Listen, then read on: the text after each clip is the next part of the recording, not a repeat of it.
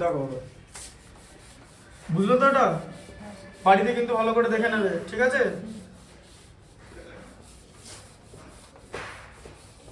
ওই কারণে আপলোড করা ভিডিওগুলো আপলোড করা হচ্ছে, ঠিক আছে, যাতে দেখে নিতে পারবে।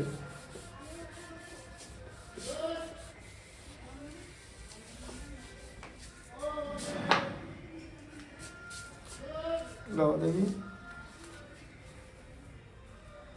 এবারে দেখো সিক্সেরটা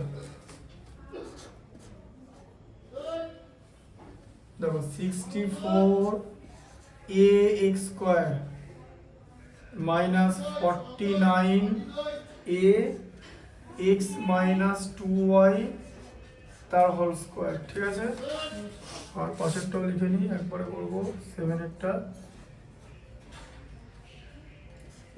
x² minus 9 minus 4xy plus 4y²।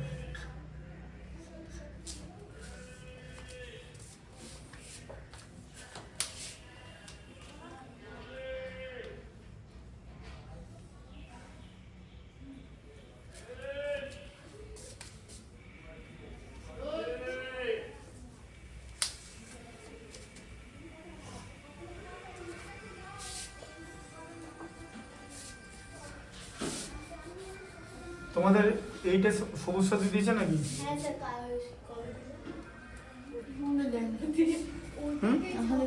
এখনো দেয়নি? বছর শুরু তোমাদের দিয়েছে নাকি? হ্যাঁ স্যার, আমাদের প্রতি বছর দেয়? না, টেনে দেয়।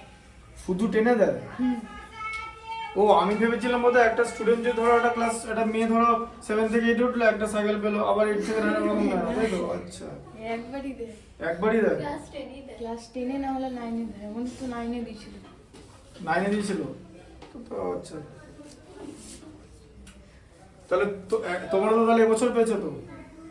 একদম কি বছরের শুরুতেই দিয়ে দিয়েছে? না, শুক্রবার দিয়েছে। শুক্রবার দিয়েছে। এর মধ্যে কি একবারও ইয়ে করে দিয়েছিল, মানে রিপেয়ারিং? হ্যাঁ, করাতে হবে। রিপেয়ারিং কি সাইকেলে কি গন্ডগোল আছে? সাইকেলে সবই গন্ডগোল, সবই আর কি, মানে কিছু ঠিক নেই, আর চালানো যাবে না। চালানো যাবে না?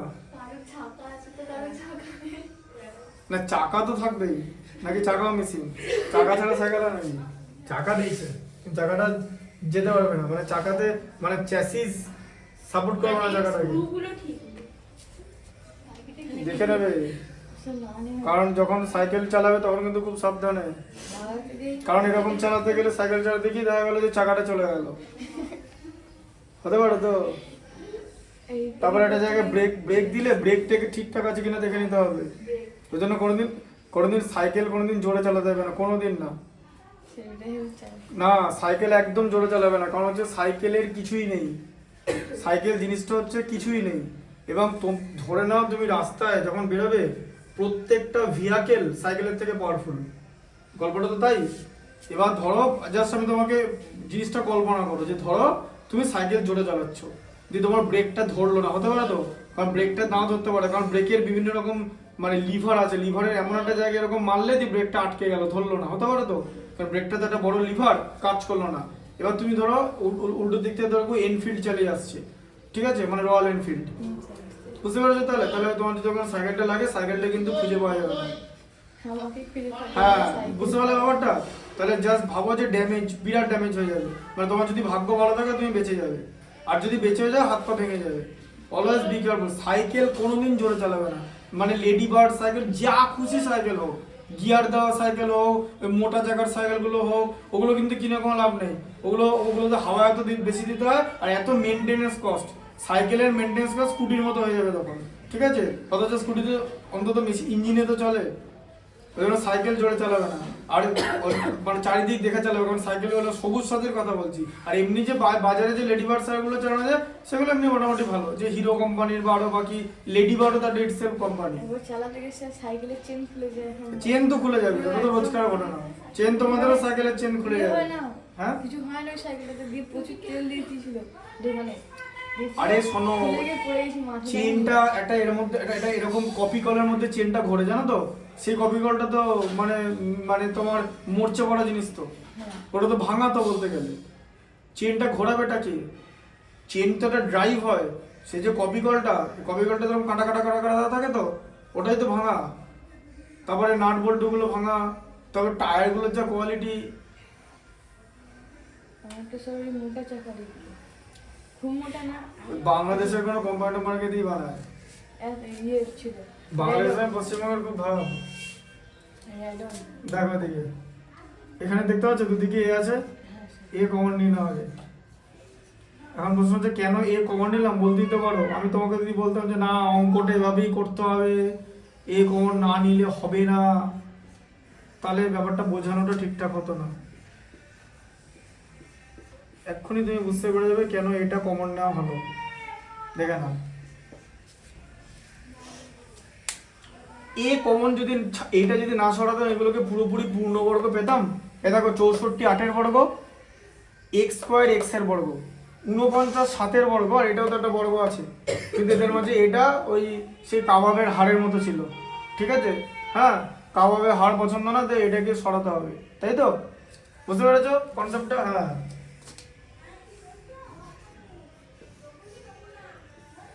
8x তার হোল স্কয়ার তো।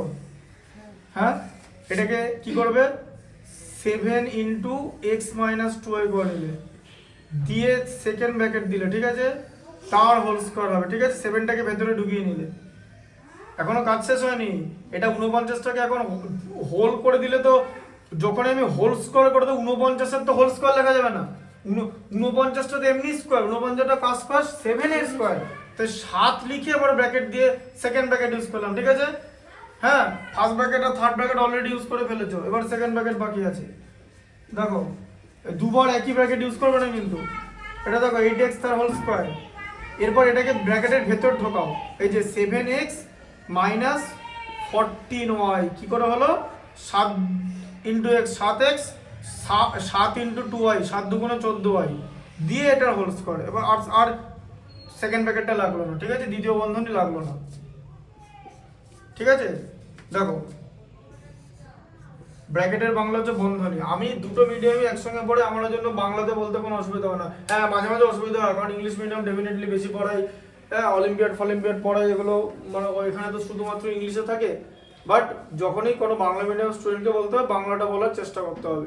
তবে বন্ধনীকে ব্র্যাকেট বললেও বোঝা যাবে, বর্গকে স্কোয়ার করলে বোঝা যাবে, বর্গমূল মানে হচ্ছে স্কোয়ার রুট, টার্মগুলো জানতে হবে, ঠিক আছে। আমি এরকম ভিডিও বানাবো, ঠিক আছে, যেখানে সব টার্মগুলো দেওয়া থাকবে, তোমরা সেই ভিডিওগুলো দেখবে, ঠিক আছে, তাহলে মনে থাকবে যে কোনটা কি টার্ম, বুঝলে তো। যেমন বীজকে ইংলিশে কি বলে, সমীকরণের বীজ বলো, বলতে পারবে? সমীকরণের বীজ কি? ইকুয়েশন মানে তো সমীকরণ। তাহলে কি সমীকরণের বীজ মানে কি? Root of the equation, x এর value is equal to root of the quadratic equation. আর এটা হচ্ছে একচল বিশিষ্ট দ্বিঘাত সমীকরণ, মানে quadratic equation with one variable, ঠিক আছে। এ দেখো a square minus b square পড়ে গেছে, ব্যাস কি হবে, এ প্লাস বি হবে তো, ব্যাস এটাকে ধরে নাও মাঝে প্লাস আছে, প্লাস 7x প্লাস 14y, তাই তো না, 7x মাইনাস 14y। হ্যাঁ, কারণ এটা মাইনাসটা সবসময় এখানে চেঞ্জ হবে না, মাইনাসটা আবার চেঞ্জ হবে তো, এই যে এরপরে তো মাইনাস হবে, এ মাইনাস বি, এটা মাইনাস 7x হয়ে গেল, প্লাস 14y হয়ে গেল, এই যে বোঝা গেল এবারে। এই যে মাইনাস থাকলে তো ভেতরটা চেঞ্জ হয়ে গেল, আগের ম্যাচের মধ্যে একটা ভুল করা যাবে না, ঠিক আছে। তাহলে কত হলো এটা বলো, এখনো কাজ শেষ হয়নি। এখানে তুমি 2-3 নম্বর থাকলে 1 পাবে আপাতত, যদি এই পর্যন্ত ছেড়ে দাও। If you left it here you will get 1, ঠিক আছে, বুঝতে পারলে। তাহলে কত হলো, 15x minus 14y, 15x minus 14y, এটা কত হবে, x প্লাস 14y, তাই তো, x প্লাস 14y, ঠিক আছে, ঠিক আছে, 14y বোঝা গেল। 8x থেকে 7x মাইনাস করলে x, x প্লাস 14y, ভালো তো, বুঝতে পেরেছো? আচ্ছা, এই গানটা মুছে দিচ্ছি পড়ার জন্য।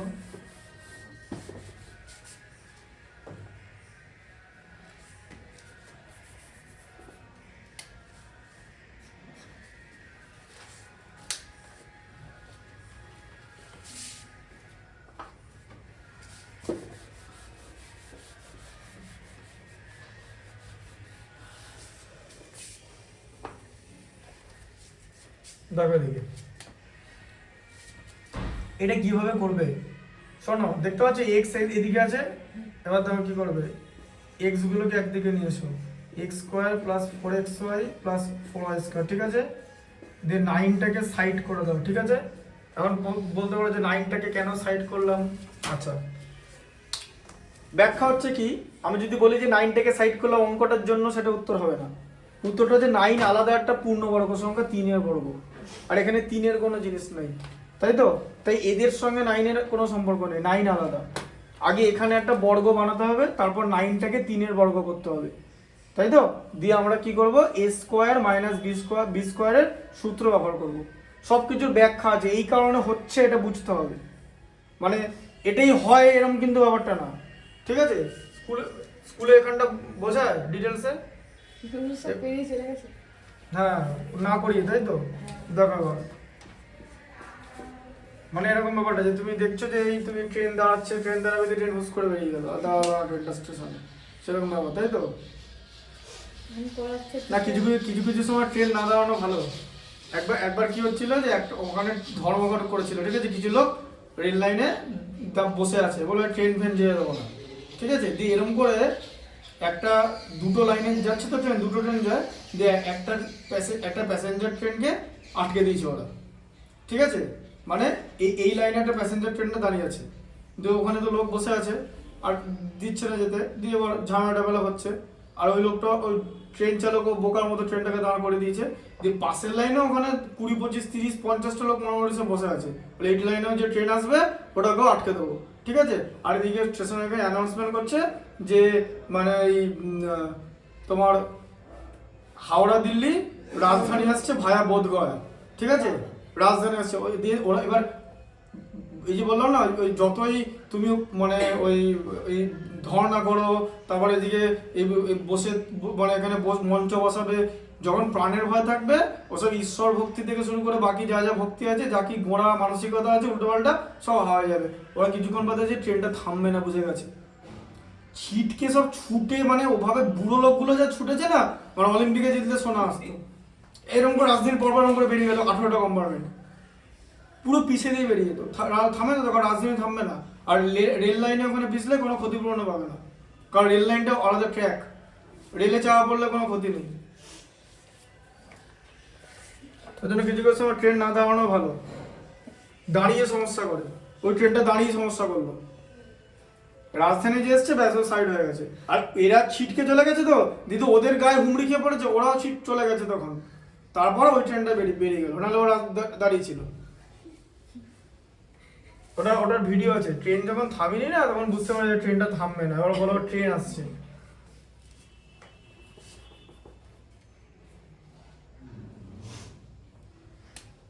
দেখো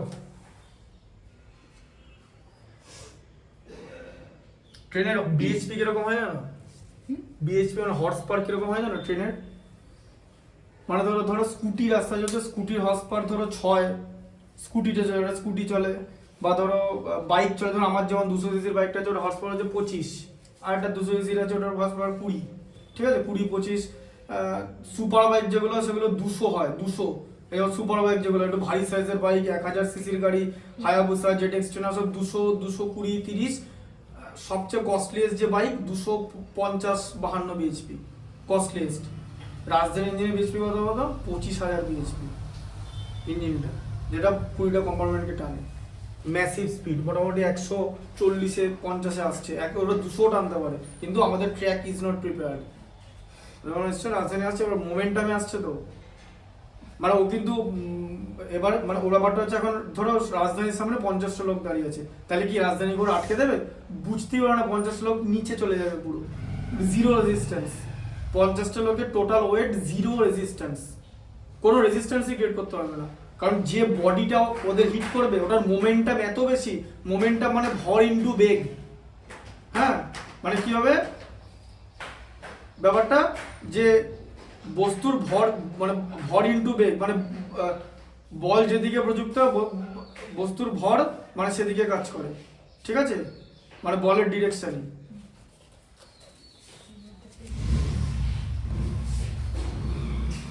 মানে হচ্ছে এরকম যে ভর বেগ মানে বস্তুর নিউটনের দ্বিতীয় গতির সূত্র, বস্তুর ভরবেগের পরিবর্তনের হার বস্তুর উপর প্রযুক্ত বলের সমানুপাতিক। বল যেদিকে প্রযুক্ত হয় বস্তুর ভরবেগের পরিবর্তন সেই দিকে ঘটে। বুঝতে পারলে?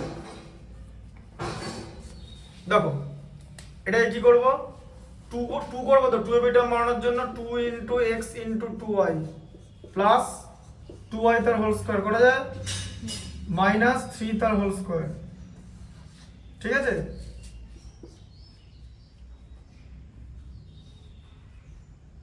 দেখো x - 2y